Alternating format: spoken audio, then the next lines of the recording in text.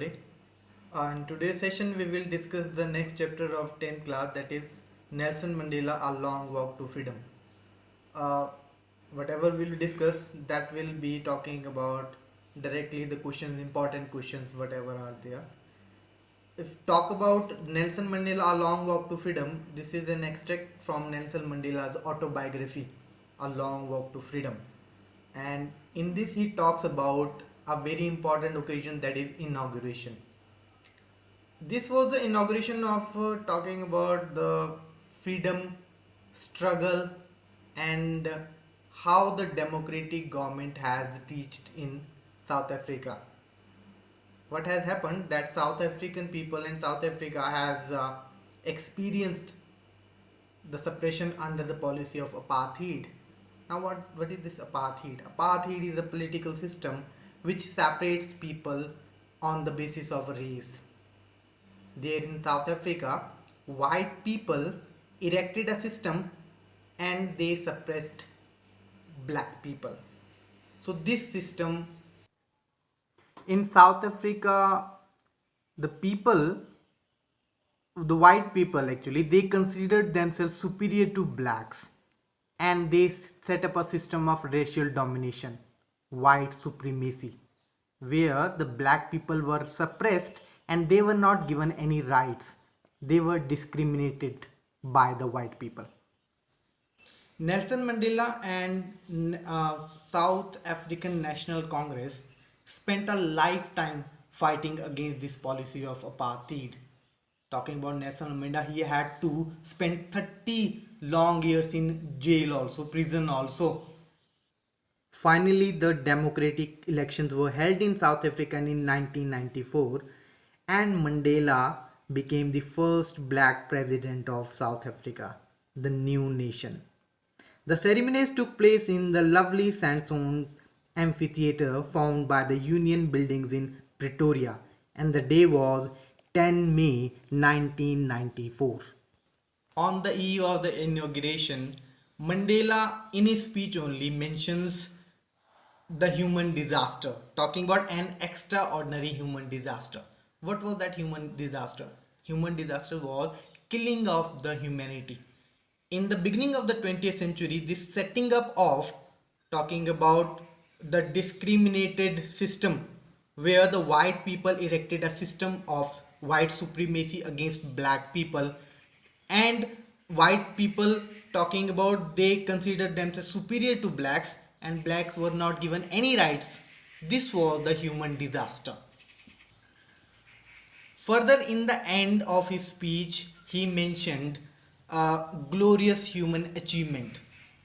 And this glorious human achievement was the political emancipation from this policy of apartheid, the advent of democratic government in South Africa, the freedom of black people from the suppression of the white people, where they were given the rights, they were given their due rights, and they were also considered like humans. So this was the glorious human achievement.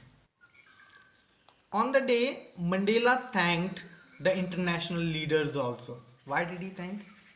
He thanked them because of this policy of apartheid. Many of the countries all over the world, they had broken diplomatic relations with South Africa. But now on the day, almost more than 140 officials and talking about dignitaries from all over the world had come to join hands, shaking hand with South Africa. So that's why Mandela welcomed them for talking about accepting them again in the world, and he thanked them. Apart from this, Mandela set out many ideals for the future of South Africa and South African people. He knew that just getting freedom from the policy of apartheid is not enough. He knew that his people are still suffering from the bondages of poverty, sufferings, deprivations, and many other discriminations, gender discriminations and other discriminations also.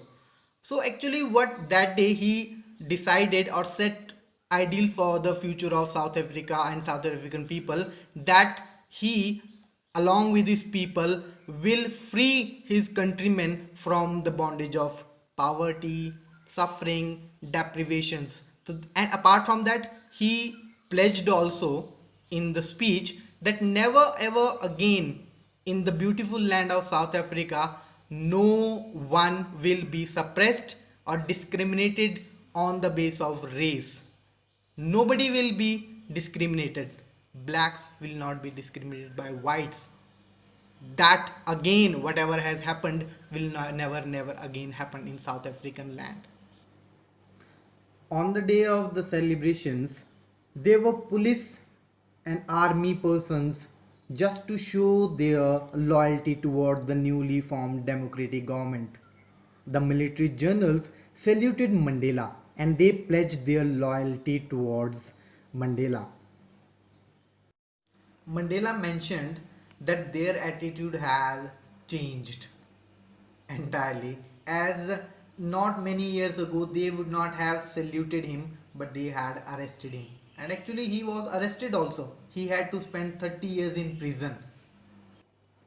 That day, there were two national anthems sung on the day of the inauguration: Nkosi Sikelel' iAfrika by whites and Die Stem, the old anthem of the Republic, by the blacks.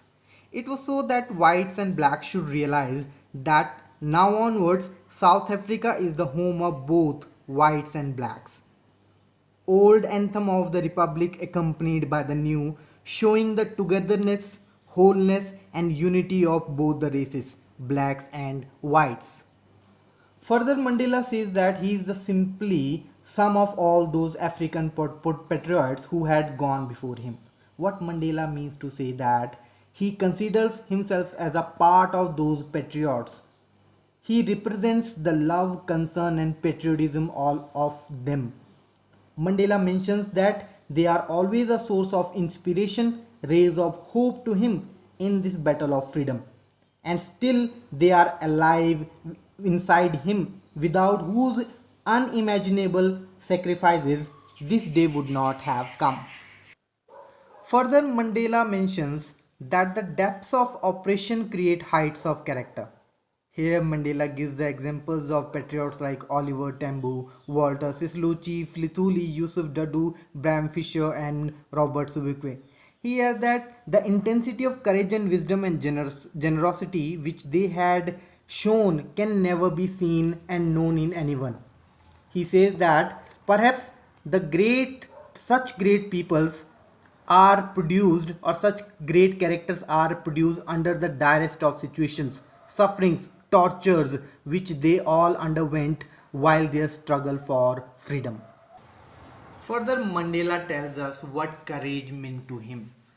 Actually, he has seen, under talking about the freedom struggle, his people, his men facing and bearing the harshest of times. So he says that courageous is not the person who says that I am not afraid. He says that courageous is the person who used to triumph over the fear, who used to win over his fears. That is actually the brave man. Further, Mandela says that no one is born with hatred. When we come into the world, we are talking about pure as a child. Then onwards, we are taught to hate each other.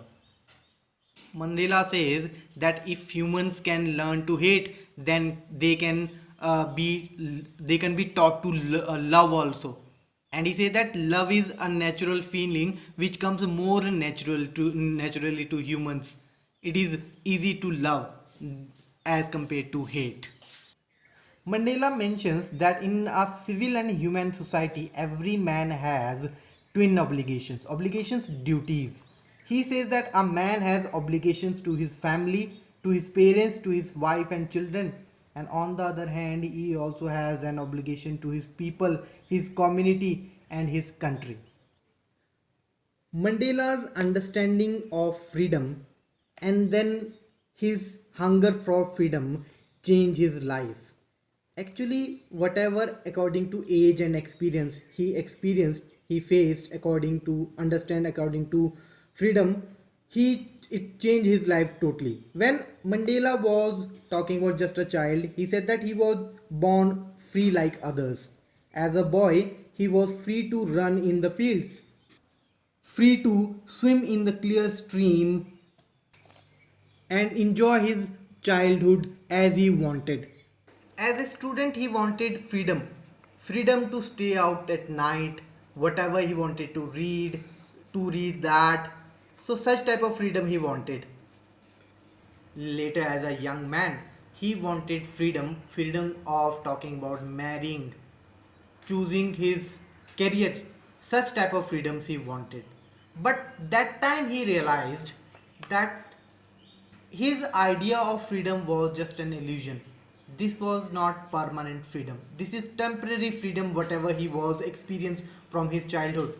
That time he realized that not only he is under the chains of talking about white people, but his people also were under the white people.